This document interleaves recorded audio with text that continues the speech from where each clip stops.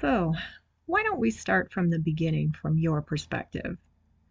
How did this begin for you? So, when people talk about this, they usually start with the radio takeover. However, the story, at least for me, starts way before that. I had been an amateur radio technician my whole life. My dad was a radio technician and he taught me how to use his equipment. We had a few regular people we would talk to on the radio, but my favorite was a person who called himself Archie. At least, I thought he was human at the time. When my dad died, I stopped going on the radio. It was just too hard for me. Could you go into your experience during the takeover? Well, like a lot of people, I was in my car when it happened. I was listening to the radio when the station started having interference. I turned it to another station, but it had the same problem. I flipped through 5 stations, all dead. I was about to turn the radio off when I heard a faint voice. I turned up my radio and heard, "Bring me David Asher." Who was David Asher? He was my father. So, obviously, I was taken aback. Not only because he was saying my father's name, but because it was Archie. At first I thought, there's no way that's him. But as the voice became clear, there was no doubt in my mind. When did the government contact you?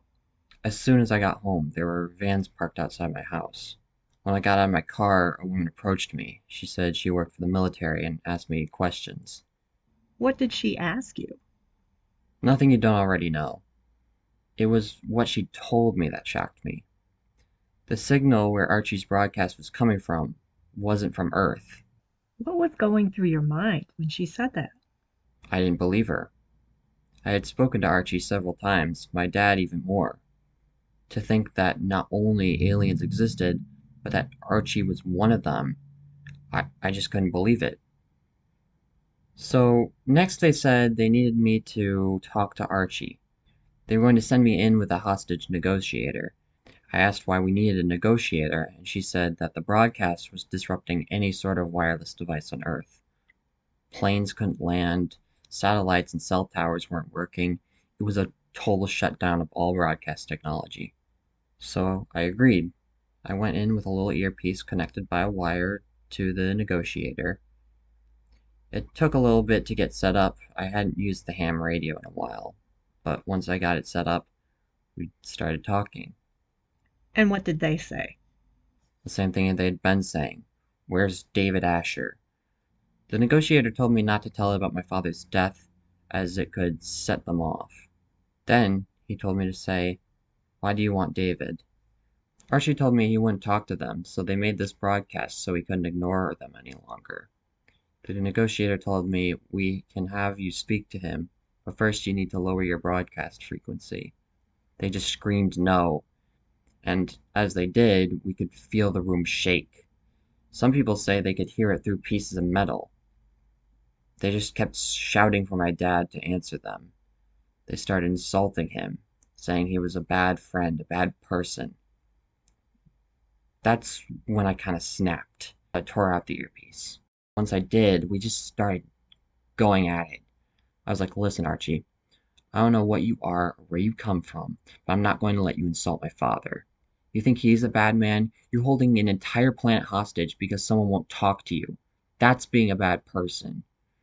Archie said, "Your dad is so petty that he's letting it be held hostage." That's when I broke the truth. I told them my dad was dead. There was a silence, then that's when the vibration started.